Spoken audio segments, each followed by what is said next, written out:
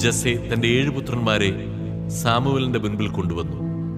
അവൻ ജസ്സയോട് പറഞ്ഞു, ഇവരെ ആരെയും കർത്താവ് തിരഞ്ഞെടുത്തിട്ടില്ല. നിന്റെ പുത്രന്മാർ എല്ലാവരുമായോ എന്ന് സാമുവേൽ അവനോട് ചോദിച്ചു. ഇനി ഇളയ മകനുണ്ട്, അവൻ ആടുകളെ മേയ്ക്കാൻ പോയിരിക്കുകയാണ്. അവൻ പറഞ്ഞു.